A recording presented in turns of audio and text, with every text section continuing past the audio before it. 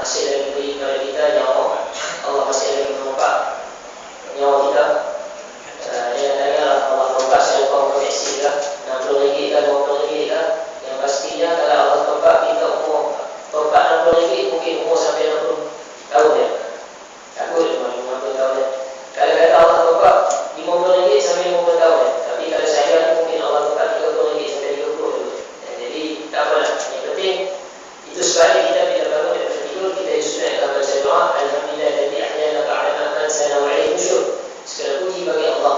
Segala puji maksudnya yang kita bincang sebelum ni ada puji. Puji makhluk sama makhluk, puji makhluk kepada Allah, Allah puji makhluk. Allah puji makhluk, Allah puji diri kita sendiri. Jadi keempat-empat kepujian itu balik kepada Allah Taala.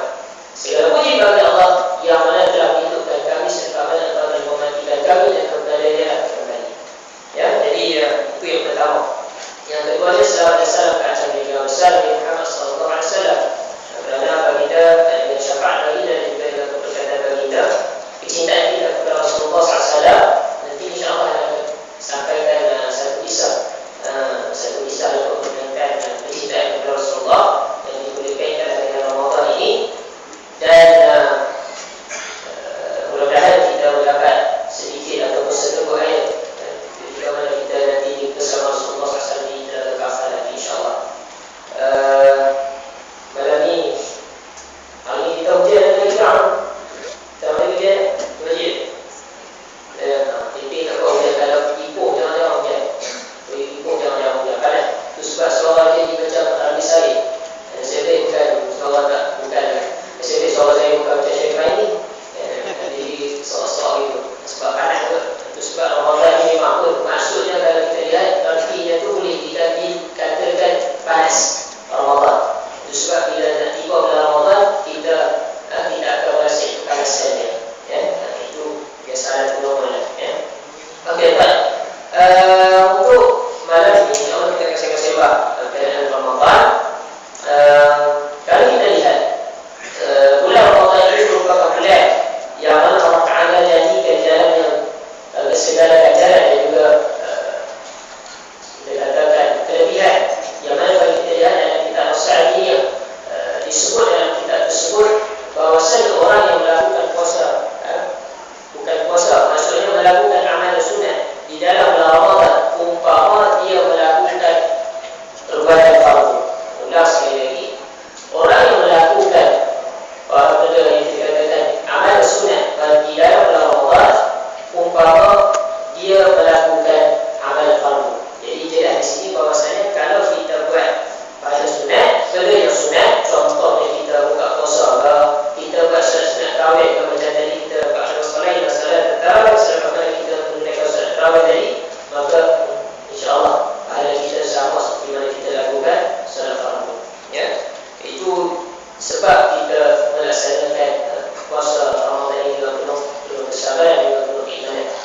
Dan kalau kita lihat boleh kaitkan dalam satu hadis yang panjang hadis ini yang kita boleh ambil iktibar sebagainya berkenaan hadis ini dikeluarkan oleh Ahmad dalam musnad yang menceritakan tentang kelebihan yang diberikan oleh Allah Ta'ala ke atas umat Nabi Muhammad SAW.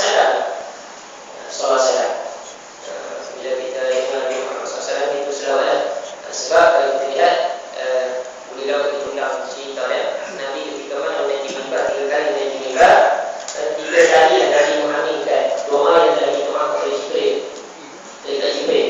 Antara doa yang didoakan oleh Jibril ketika mana Nabi Muhammad naik mimbar adalah pada siapa yang mendengar namamu dan dia tidak berselawat ke atasmu maka silakanlah ke atasnya, maka Nabi pun mengaminkan doa tersebut. Jadi itu sebabnya kita disarankan untuk berselawat ke atas baginda Rasulullah SAW. Lebih-lebih bila kita dengar nama baginda itu dilakukan. Ya, kita tak dia nak cerita pasal satu hari ini, ada nak kait satu cerita sebelum masuk hari berkenaan kecintaan kepada Nabi Muhammad. Ada satu kisah yang anda terdengar seorang pelajar imani. Mungkin lepas siapa ni? Abang pelajar ni? Pelajar ni? Dah belajar? Alhamdulillah. Ada siapa yang belajar baik? Islamiyah Al-Alamiyah di Indonesia. Ada yang BBI. Mungkin ada yang ibu yang dari BBI. Mungkin aku pernah terdengar satu kisah. Kalau kata kisah ini silap, kita mana turun tegur. Kisah ini mengisahkan seorang pelajar yang bernama Syamini. Syamini ini dia seorang pelajar yang itu dikatakan dia hafizah. Selama ni kalau kita lihat hafizah ni, bila dia mati, jenazahnya betapa terjaga dan tidak dibawa oleh bumi dia. Tapi ada saya pernah dengar satu cerita ketika saya dalam ke Tasikmalaya, ada seorang pakcik itu cerita. Ini lain pula, saya tak pernah dengar. Dia kata ketika dulu sebelum panggilan itu dibuat, pernah sekali itu dia korek kubur. Bila dia korek kubur, didapati ada satu jenazah yang masih lagi kemas, maksudnya umpama macam baru ditanamkan. Maka bila diorang kaji punya kaji, lalu didapati bahawasanya jenazah ini jenazah seorang perempuan, dan beliau bukan hafizah, tetapi beliau ni seperti mana orang kampung kata, dia mungkin bidan, tetapi bidan yang mungkin dia amal ajaran Islam yang betul-betul Islam, dan dia memang ikhlas untuk melakukan pekerjaan itu kerana Allah Ta'ala. Maka itu sebab Allah Ta'ala pelihara jasad dia, bukan sahaja roh dia, bahkan jasad dia terpelihara. Itu cerita bukan hafizah. Hafizah ni memang kita faham, dia akan terjaga dia punya jasad dia. Okay, jadi cerita, balik ke cerita asal. Jadi Syamini dia ni memang sayang Rasulullah. Boleh dikatakan setiap hari amalan yang dibuat adalah wudu. Antara amalan yang dia istiqamah adalah berwudu. Kalau terbatal dia akan tajdi wudu dia. Kalau terbatal dia akan tajdi wudu dia. Ini Ustaz tajdi atau iman. Alhamdulillah juga Ustaz tajdi dia itu. Dia tajdi maksudnya memperbaharui. Jadi itu tajdi kan, maksudnya memperbaharui. Lalu dia satu ketika tu dia sakit. Dia dah tahun yang keempat lah. Tahun keempat di UIA yang ikut undang-undang. Dia sakit tu, sakit yang tak dikenal pasti. Punca itu wallah. Maka dia pun pergilah jumpa dengan pengamal perubatan. Satu Malaysia dia pusing pergi cari orang yang boleh mengubati dia, tapi tak jumpa jalan. Dan kali dia jumpa dengan seorang doktor di mungkin pesyarah di UIA tu. Maka pesyarah tu kata apa? Enti kalau kata masih lagi sakit, enti amalkan surah Al-Baqarah. Baca surah Al-Baqarah. InsyaAllah dia kata, Ustaz, saya akan amalkan. Ini diceritakan balik dalam. Saya tak ada surah dia. Sebab saya bukan suami dia. Saya cuma cerita ya. Maka tibalah satu ketika tengah dia duduk, tiba-tiba dia termuntah. Ini atau cerita sebab orang sakit termuntah. Bila dia muntah tu keluar segumpal rambut daripada mulut dia beserta muntah tadi. Di sini kita dah tahu lain macam sihir kita. Macam sihir. Ada sihir ni sebenarnya orang kata apa? Satu perkara yang menggunakan kita kata khadalah jin dan sihir. Iaitu bila dia tahu ni masalah ni mungkin ada orang yang hantar penyakit ni, maka dia pun baca amalan dan sebagainya. Pada hari yang berikutnya, tengah dia nak pergi ke tandas, tiba-tiba dia terasa umpama dia ditolak oleh seseorang yang dengan cukup kuat, maka dia terjatuh lepas tandas. Dia nak bangun tak boleh tak? Tak boleh bangun. Maka dia pun merontak pergi ke bilik kawan dan minta pertolongan. Dalam keadaan dia sakit itu pergi ke bilik kawan. Bila sampai dekat bilik kawan tu, maka sebelum dia pingsan, kawan dia suka buat itu pula. Sebelum dia pingsan, dia berdoa kepada Allah Ta'ala, Ya Allah Ta'ala, sekiranya baik bagi aku mati, maka kau matikan aku. Menurut pula bagi dia berdoa. Dan sebelum daripada kau matikan aku, ingin aku jumpa dengan Rasulullah SAW walaupun dalam ini. Maka dia pingsan. Bila pingsan tu, dia diceritakan semula dalam macam mana dalam pingsan itu. Maka bila dibuka, maka dalam pingsan itu dia rasa dia berada dalam masjid. Dia terbaring dalam masjid, tiba-tiba datang seorang pemuda kepadanya. Maka pemuda itu bersalam, Assalamualaikum. Maka yang si Muka Syamini ini pun jawab salam dan mimpi dia. Maka Syamini kata, siapakah gerangan Tuhan Allah Ta'ala? Ayat itu kan, ayat yang semua dulu lah. Bukan kata siapa awak kan. Kita ada dalam buku tiba-tiba tanya siapa abang. Terlalu keluar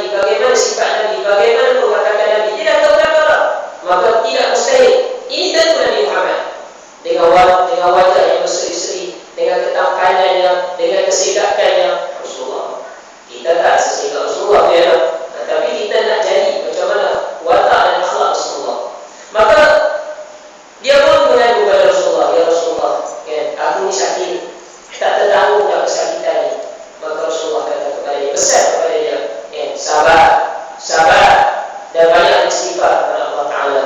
Maka Rasulullah kata apa? Wahai Syamini, aku rindukan kepada umatku, sampaikan salamku kepada mereka yang berjuang jalan-jalan agamamu. Sampaikan salamku kepada mereka yang berjuang di dalam agama Islam. Sampaikan salamku. Maka Syamini kata, insyaAllah anak akan sampaikan. Tiba-tiba dia sedar daripada mimpi dia. Maka dia pun sampaikan salam kepada kawan-kawannya yang memang berjuang di jalan Allah Ta'ala. Jadi cerita ini bukan kita nak ambil kaitan dia sakit, bukan. Tapi kita nak fahamkan di sini adalah kalau kita cintakan Nabi, kalau kita sayangkan Nabi, kalau kita teringin nak jumpa Nabi, insya-Allah Allah akan makbulkan kita. Kalau tak jumpa sendiri Allah, seperti mana Imam As-Sayyidi dia berjumpa dengan Rasulullah SAW dan akan berjaga. Kita kalau tak boleh nak macam tu, seperti mana yang dikhabarkan, mungkinlah pun ada yang tak pernah dengar, mungkin sebelum ni Syekh Jumaat dia mufti Mesir lah, mungkin ada sikit lah kan perbezaan pandangan di situ.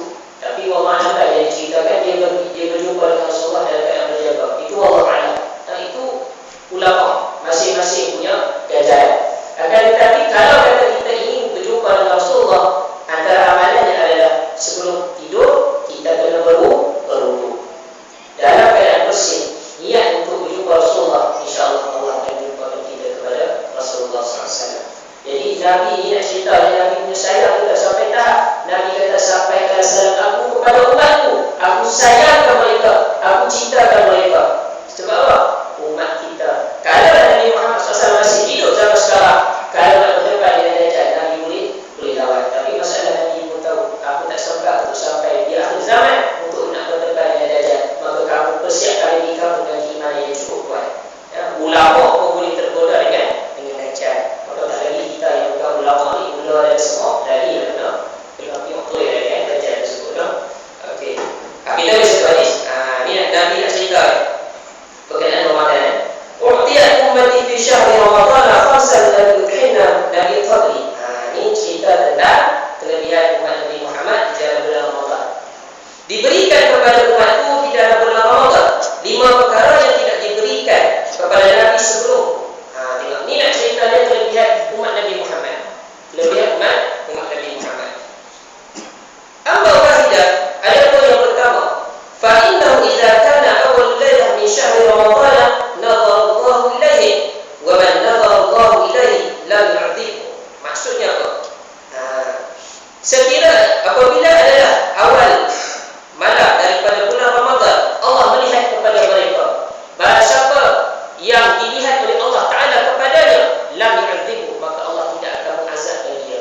Itu yang pertama. Maksudnya malam yang pertama bulan Ramadan. Itu sebabnya kalau kita lihat Nabi sebut dalam hadis, awalul rahmah wa awsatul maghfirah wa akhiru itqu minan nar al-faqar. Malam yang pertama ni adalah malam rahmat. Maksudnya Allah sayangkan kita. Itu sebabnya kita masih ada pada malam ini, malam yang kita kata 10 malam pertama, untuk kita mendapat kasih sayang kepada Allah Ta'ala. Dan apa yang Nabi nak sebut dalam hadis ini adalah kalau Allah